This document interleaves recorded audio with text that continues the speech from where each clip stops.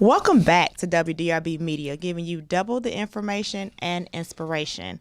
If you're tuning in, hopefully you're tuned in through your iHeartRadio app, TuneIn Radio app, or you're streaming live from WDRBmedia.com. I'm Juicy J, and I'm here with Mr. Bay. And you're tuned in to a new day. Yes, indeed. We giving you information without delay. I'm feeling special today. Anyway, I had to shake myself up because I was falling asleep in the car. I don't know what it is about the fall, but wintertime, it's like, slow down. He likes to go into hibernation and go. Yeah, I haven't really been feeling like talking to people. Y'all got to forgive me, but I just been like really doing some quietude and just being to myself, really evaluating my thoughts, how I'm feeling, because I feel like something big is about to take place. And my spirit is just like telling me to slow down because this world is just moving so fast. There's so much going on. And I'm just going in the opposite direction because I think I get my best breakthroughs when I'm still and when I'm quiet. Agree. But anyways, back to the show.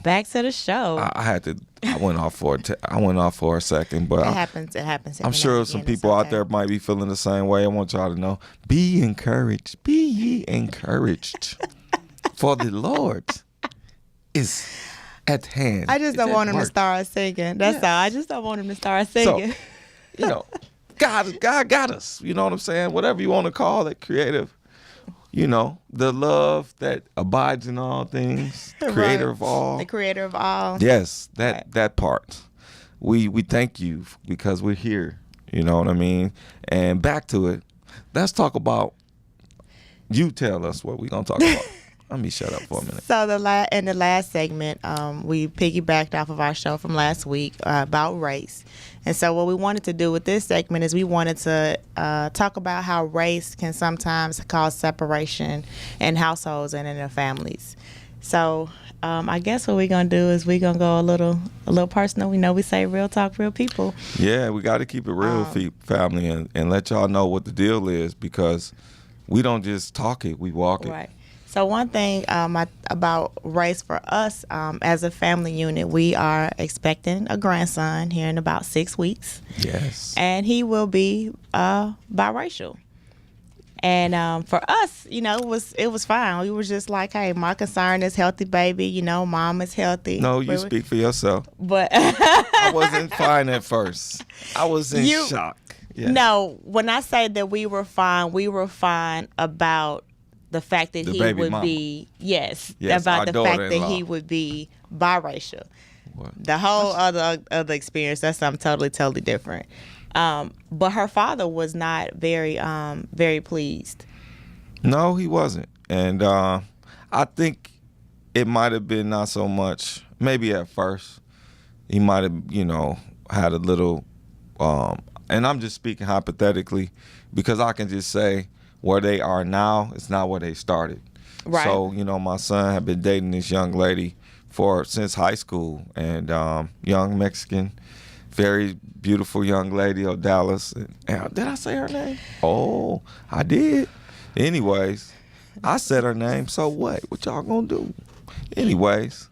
And she's probably going to see the show. And no, Dallas, we love you, by the way. Yes, we do. And to our son, I didn't want to see, being that's my firstborn seed, I didn't want to see our son, struggle like I did because I was around the same age when he was born. I was a little older. I was married. I got married young, right out of high school. But we, me and his mom, we decided, we was going to make something happen, and we did, And I always told myself I wasn't just going to be one of them type of daddies with 100 kids and 100 different baby mamas. Like, I knew that wasn't the life I wanted to lead for myself. And, my father, even though him and my mother separated young, when we were young, me and my brother, he never had any other children. So we were just his children. He never had any children with other women, even though he remarried and was with other women throughout the course of time. With back to our son and our daughter, now, and we say that even they're not married, but we love them as such because Indeed. this young lady is bringing forth our bloodline into this world. And so we don't want our children, our grandchildren growing up in a hostile environment where, the grandparents might have some resentment or whatever because the baby's black, which they don't know, like Mexicans, you guys are black too, but, that's another show, right? We all share the same DNA. Right. And so, we all came from the same people. So when people start talking like that, it do sometimes put a bad taste in my mouth. But I you got to have a compassion for people because they don't know, because we all been mistaught of where true. we came from and all of those things. So, it's been some trials, and you've been keeping up with the family. I'm just a worker bee, but you actually talk to the young lady, you talk to her parents, you talk to her sister. You like the peacemaker over there. They need to call you Mama Phil. You know what I'm saying? Instead of Mama Jamil, Mama Phil, because you over there counseling, like, getting stuff in order. So well, I do, and one of the main reasons why I do that is because we are a blended family, and it can already be so many divisions in a blended family, whether or not everybody was quote unquote black or everybody was quote unquote Mexican or quote unquote Caucasian, however you want to label yourself with your ethnicity. But then I also hear the stories from the children when they're out, and how they still in 2018, they get these looks of like just disgust because of the fact that they are a young couple and they're out having a good time, but because they are two different races, so they say, just the flack that they get. And I see the frustration in our son, because he feels like, he has to kind of defend them when they're out. And, he said that, like, he's noticed when they go out, if they go to a Mexican restaurant, how they look at him and they're so, like, frustrated, like I said, disgust. But then if they go to somewhere where it's a quote-unquote more black neighborhood, then the ladies look at her, like, in disgust. And, I mean, I can even say it from the standpoint of when we go to the doctor. I take her to her doctor's appointments, and the looks that people give the two of us when we're out.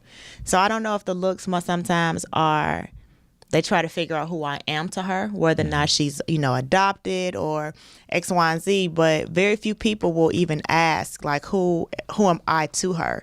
And the ones that do are brave enough to ask. And when, she'll say, oh, this is my mother-in-law, this is, the grandmother.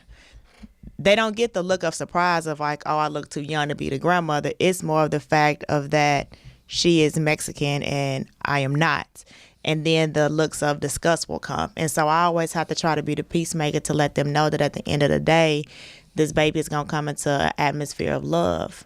yes. And that's the biggest thing. And that's my main concern for the family, is that we always operate in love, whether or not we always may agree on everything. But at the end of the day, we will build this family and maintain this family on love.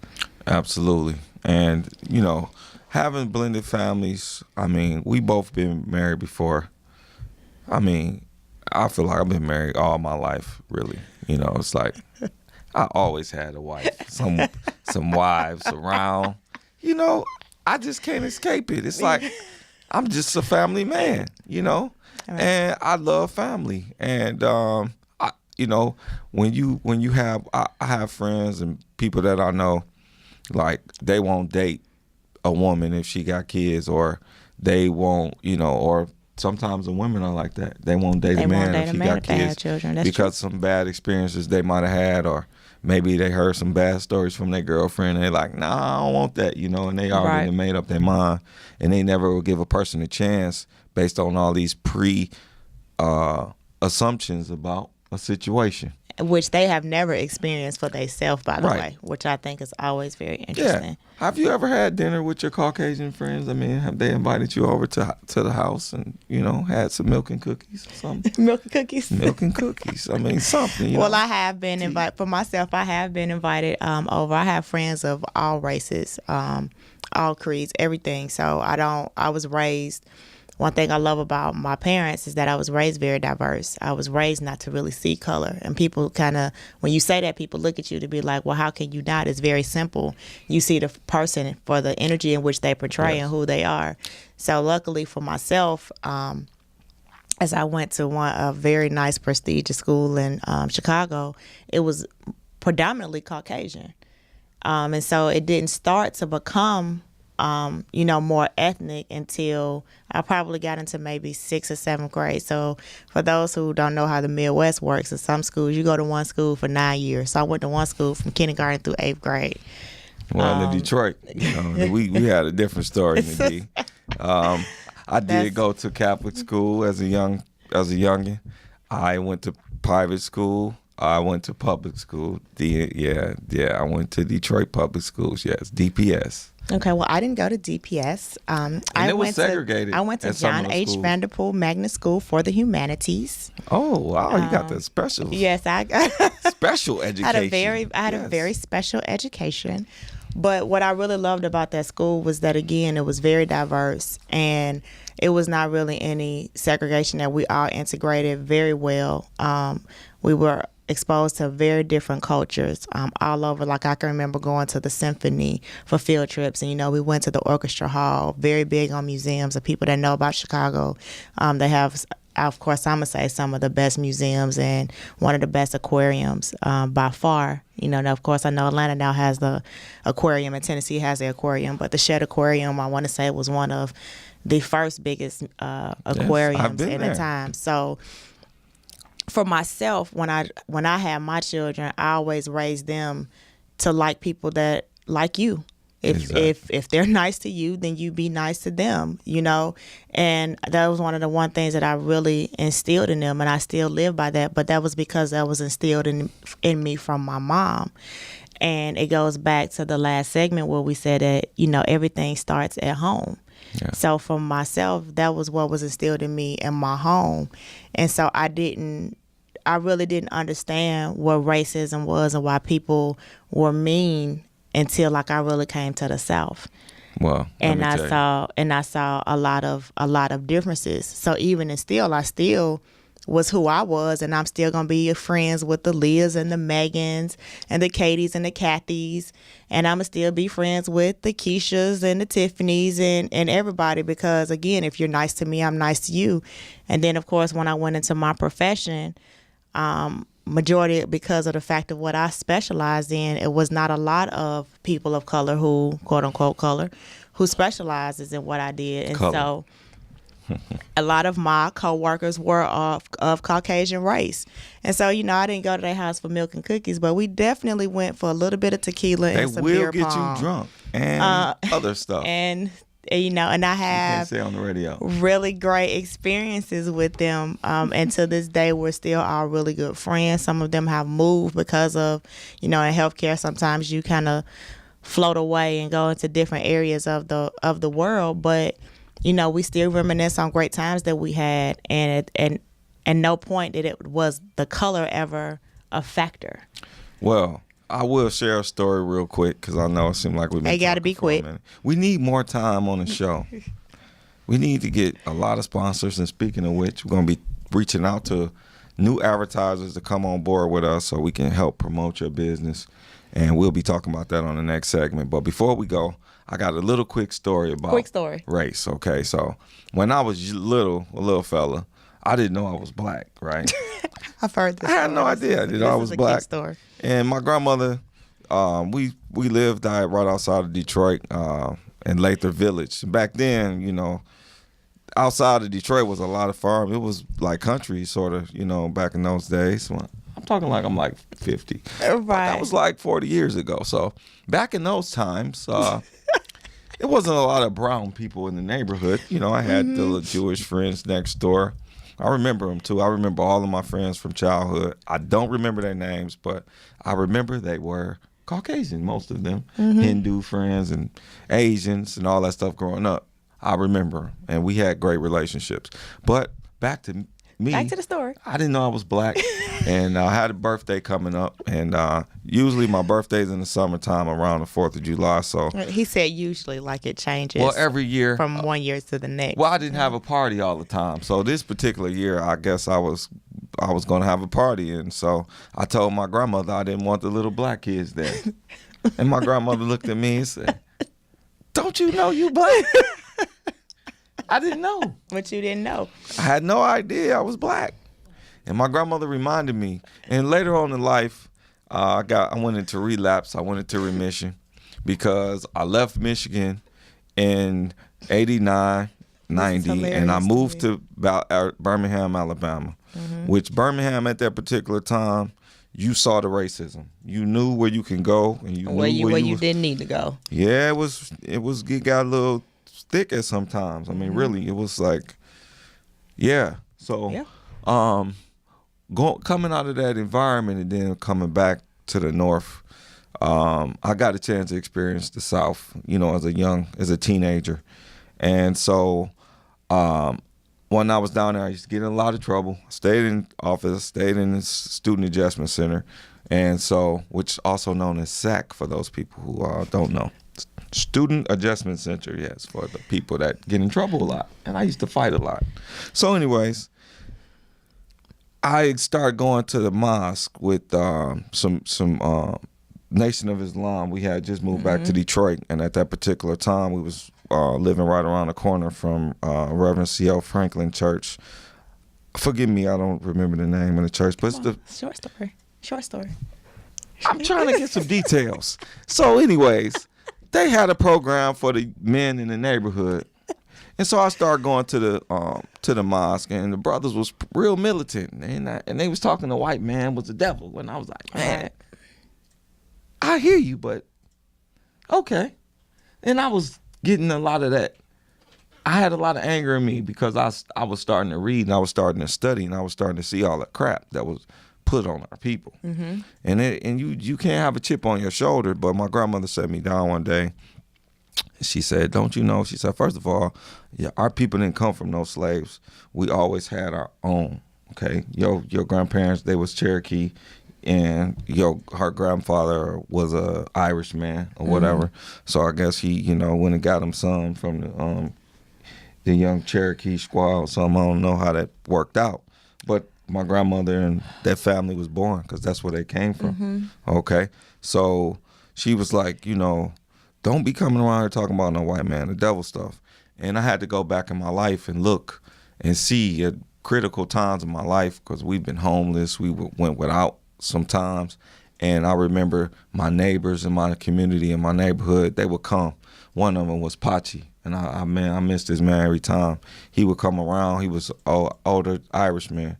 He was the father to our neighbor, Christine Dockery. She was our white mama. To this day, when I go back to Detroit and I go on Stout, she right there. And she will welcome us into her home anytime. But they was they had a swimming pool and all that stuff. They let us come over there and swim. But they took care of us.